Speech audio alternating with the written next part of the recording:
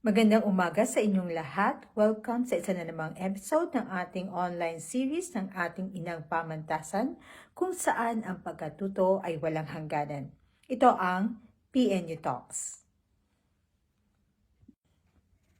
Ako nga pala si Raysie Seidel at ako ang inyong magiging learning from home buddy para sa episode nito.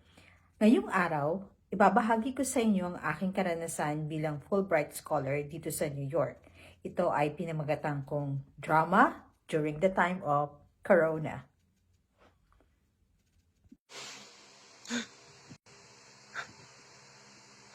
Anong oras na? Daming gagawin. Tara, volleyball. Ha?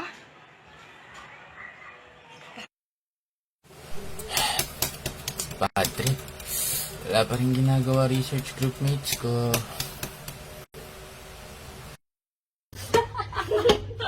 Teka, ano next? Math! Math!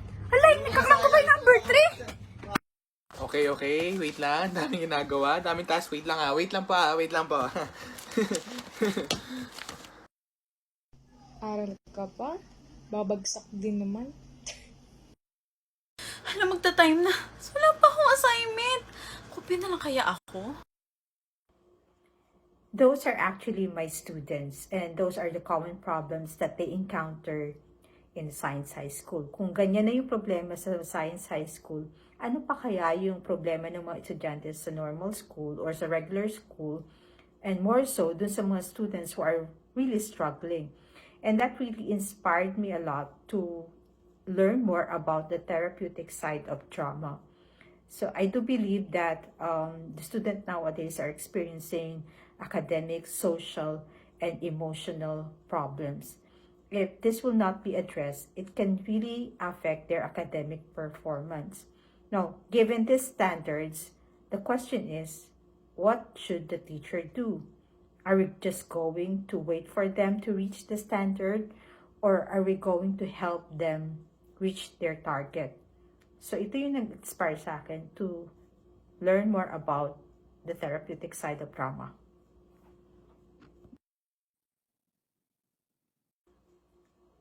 So nung naganap na nga yung pandemya, nakaplano na lahat ng gagawin ko, at tapos biglang nag-shutdown yung Broadway, nahinto lahat ang kaganapan dito sa USA. Nasa epicenter ako ng pandemic dito sa USA. I experienced a different kind of drama that I really have to address.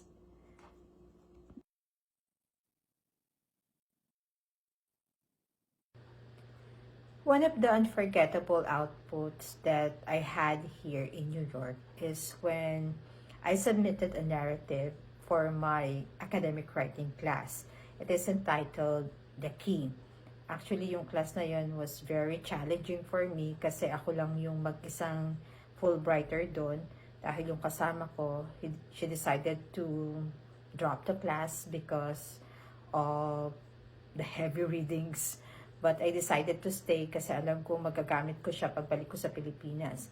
So, nung inassign na kami, binigyan na kami ng activities to prepare ourselves for writing the narrative, I tried to look back at the experiences that I had, yung mga masasakit, yung mga masasaya, and I have put them all together in this project. Hindi naman actually istorya ko, but I have put the different parts of me dun sa story, and I have realized that after all the hardship, the pains, and the tears that I had, I still managed to end the story with a positive note. And I think, yun yung natutunan ko sa drama. To be positive.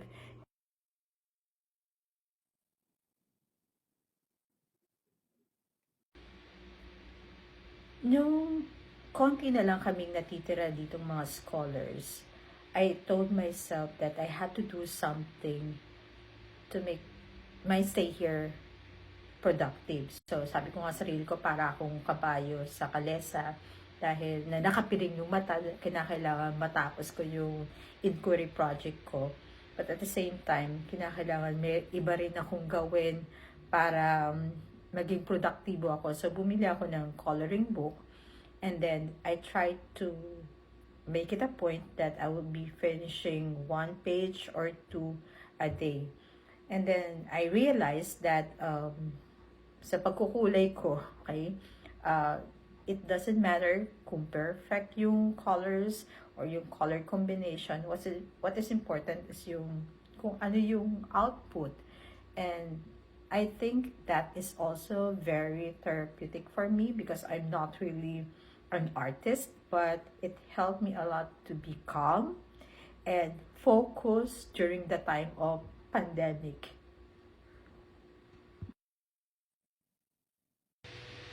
Teenager pa lang ako, mahilig na akong magsulat sa diaries. Siguro nakaipon na ako ng more than 20 diaries. Pero nahinto to nung dumating ako sa panahon na hindi ko na kayang magsulat araw-araw dahil napakarami ko na ginagawa sa buhay ko. But when I arrived here, sinabi ko sa sarili ko na why don't I try to go back to writing a journal. Dahil yung mga panahon na yon, yung mga panahon ng pandemya, karamihan sa mga scholars dito ay umuwi na. So there were just 6 of us left. At mag-isa na lang ako sa apartment. Hindi ko naman nakikita araw-araw, o hindi ko actually nakikita madalas yung other scholars dahil malayo kami sa isa't isa. So, mag-isa lang ako dito sa apartment and I have to keep myself busy and sane. So, I tried to prepare for my birthday celebration kasi mag-isa na lang akong magsa-celebrate ng birthday ko. And then, I tried to jot down 44 words a day in preparation for my 44th birthday. So, doon ko nakita at na-appreciate yung mga maliliit na bagay na hindi ko napapansin before. Just like yung simple na hello from my family and friends. And then yung pagkikare ng mga tao na hindi mo kapamilya dito pero kinakamusta ka. Yung photographs, old photographs, at saka yung mga simple memories na magpapangiti sa'yo. So, yung journal entries ko, I posted that on my Facebook. I think that really helped me appreciate the important and little things in life that really mean so much to me.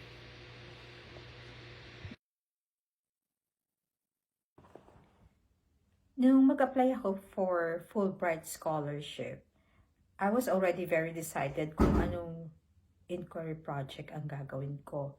Since I am teaching in a science high school and I am the advisor of the theater group, I have seen how theater could affect the behavior of the students. It could actually help them build self-confidence and self-esteem. So, nung matanggap ako for the scholarship, I told myself that I would like to look at the therapeutic side of trauma. So, pagdating ko dito, nagbasa ako about drama therapy and nag-research and I have found out that it is being practiced here in the US at the United Kingdom, and it has helped a lot of people in terms of behavioral problems and emotional challenges that they are experiencing. So, nagamit na rin to sa refugees, sa mga people affected by war, addiction, and violence against women, and even sa school, ginagamit na rin yung drama therapy to address the weaknesses of the students. So, I thought that it could be very helpful for us Filipinos.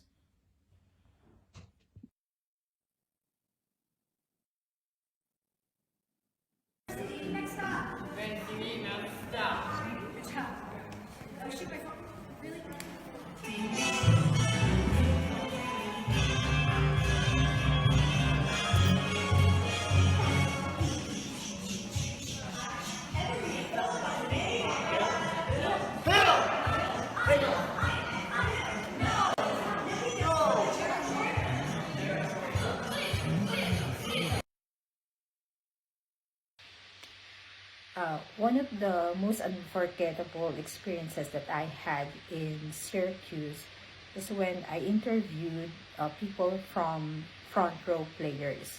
Ito isang theater group that caters to actors of all abilities.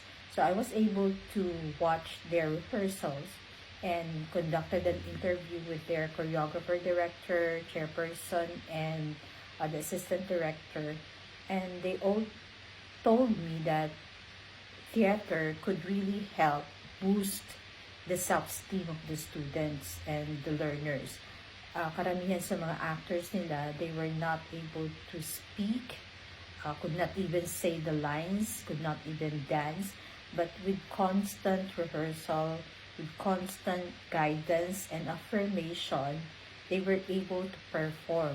And it was a very enlightening part for me because dito ko nakita kung ano yung true meaning ng inclusive education, na talagang lahat, learners and actors of different abilities are put into mainstream and everybody has an equal chance of performing on stage.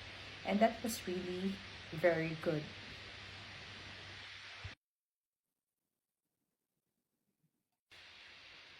I also had a very good experience at Syracuse Minoa High School. Ito yung field experience namin. So we visited the school and I was assigned to a drama teacher, at the same time an English teacher. So I was able to handle a drama class. And I was very surprised because the class is a multi-level class with students from different levels. And dito ko nakita kung paano ang pagkakaiba ng strategy ng teacher when he handles a regular class and a drama class. Napakatindi nung patience, yung understanding, and there was really care when he handles the drama class because yung mga estudyante dito, they were experiencing also social and emotional challenges. And actually, I had a chance to see some of these students performing on stage in Cinderella the musical. And dun ko nakita talaga din yung importance ng inclusive education, that any students who really want to perform can be given a chance to show what they can do. And it was an aha moment for me.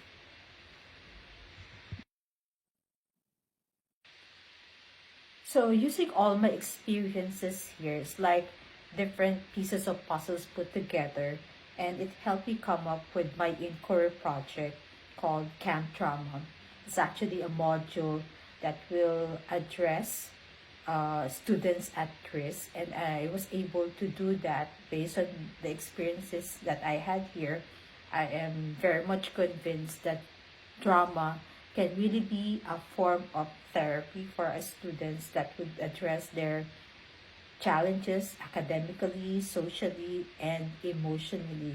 And I'm very much willing to share this project to everybody because this project will not only benefit the students to perform well in class, but it will also help them find solutions to their problems. Well, the teachers may not be able to give them the exact solution to the problem, but by undergoing the sessions, I think it will help the students find proper decision making and a good sense of direction in life.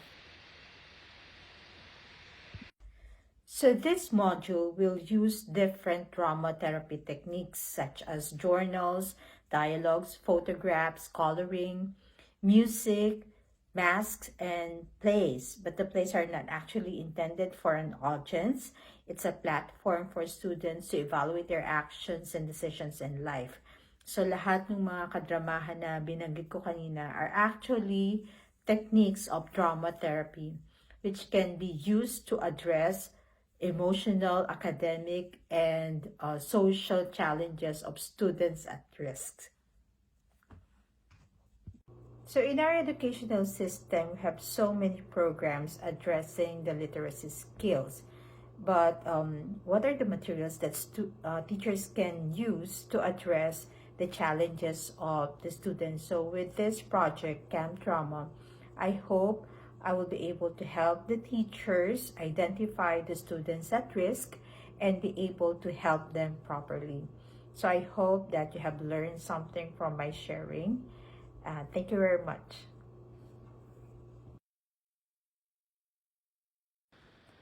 I-comment ang inyong mga katanungan at kuro-kuro tungkol sa ating episode para sa araw na ito. Huwag din kalilimutang i-like at i-share ang episode natin. Sa muli, ako si Raysie Seidel at sumainyo ang PNU Talks.